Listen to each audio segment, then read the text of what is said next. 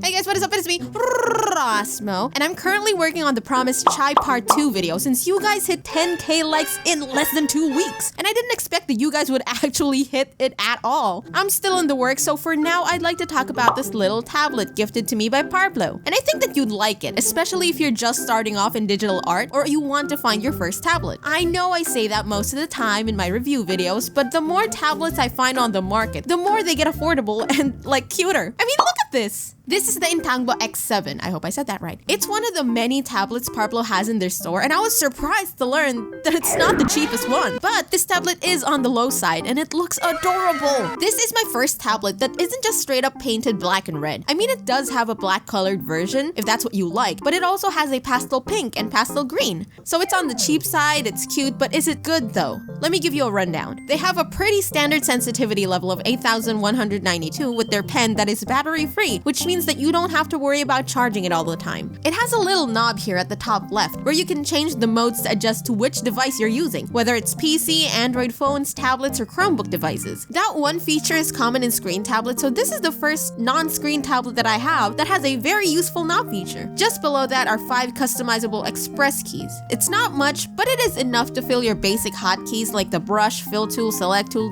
deselect tool, or transform tool. Those are my go-to at least. And if you're not sold on that yet, they have stickers. Okay, clearly you drive a hard bargain. Let's open up the box. The box is cute. It's pastel green too, which makes me wonder the what ifs if I decided to get the pastel pink one, because let's be real, that's a hard decision. I was stressing about which color I had to pick, but I went with green, as you can see. Would I have gotten a pastel pink box if I picked the pink one? I don't know. Probably not though. Inside it though, the first thing you see is the tablet. Lifting it up the first time, it was really light and the texture was really smooth. Like kind of plasticky. It felt like a toy, to be honest. Under the tablet, you have a little infograph on installing the drivers and basically all you need to know to set up your tablet. If you don't know how, I'll have a little segment later in the video explaining it. It's really easy. They also include a sticker set in the box and I feel like it's for decorating your tablet with, so I stuck all those bad boys in the back. You also get your own anti-aliasing glove for when you draw, so it's easier for you to slide your hand on the tablet's surface and not get stuck with the friction of your sweaty, stinky hands. There's also a cloth here too, to wipe your tablet, I guess? I don't think this tablet needs wiping, but I mean, you know, if you're wearing glasses, there you go. Free cleaning cloth, yay! Then we got to the cute pen that is the same color as the tablet that I was given. As for the feel of it, it feels like every other digital pen that I own, honestly. Nothing special other than the unique color and design. I tried using the pen to get the feel on the tablet and I got scared because it felt so rough, like when you're rubbing a spoon on a plate, but then I realized there was a protective screen that I had to peel off. After removing it, it felt smooth using the pen on the surface. My bad, guys. False alarm.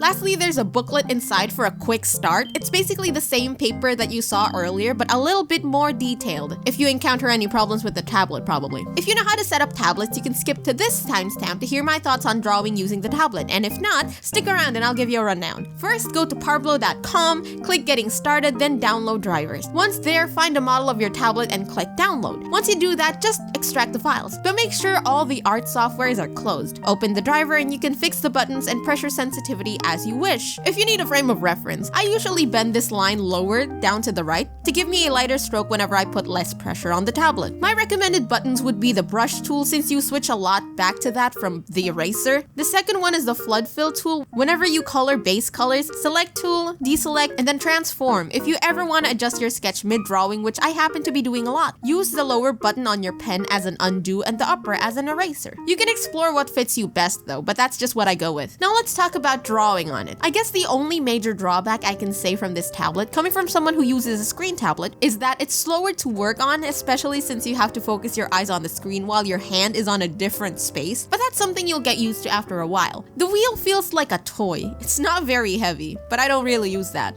Aside from those two, it's a fairly good tablet. I can sketch easily and the pressure sensitivity is alright. Some of my previous tablets had an issue of glitching whenever I use the undo button on the pen, or sometimes disconnects whenever I open a heavy game in the background, like like Valorant or Genshin. Luckily, I didn't encounter that problem with Intangbo X7. Doing line art here is especially great though. I had plenty of space to make big lines so my line art wouldn't look like chicken scratches. Right now, I'm drawing Blossom from Powerpuff Girls because why not? Then I moved on to coloring, and honestly, if the line is good, I know that I wouldn't have a problem with coloring since it doesn't have to be as specific as when I do line art or sketching. But I got to test out the hotkeys, and like I said before, it felt like a toy with how light it is. But the buttons aren't loose, so that's one less thing to worry about. I can't zoom in on the wheel though, which is weird. But you can use it for changing what the K6 or the button in the middle of the wheel does. Rotating the wheel can give you 6 other options for the same button, so silver lining, I guess. All in all, I think this tablet is great. If you're just starting out or if you want a more aesthetic look for your setup, then I recommend this one. Look, I have a screen tablet, but I can't help but use this tablet just so that it looks pretty with my keyboard. If you're looking for a tablet, add this to your list of options, especially if you're looking for one on the cheaper side. It works like any other tablet, but with a lot more extra features like the wheel. You can also check out their store. They have cheaper ones. I know, I can't believe it either, but I haven't tested them out myself, so I still recommend this one because this is the one I personally got to try. But yeah, this is the outcome of the artwork I made with the tablet, and if you're interested in getting your own, go check out Parblo's store in the description. Thanks again, Parblo, for sending me this tablet. I love the look, and I'll definitely be using it when I travel. So yeah, wait for the chai video, guys. It's coming, I promise, please.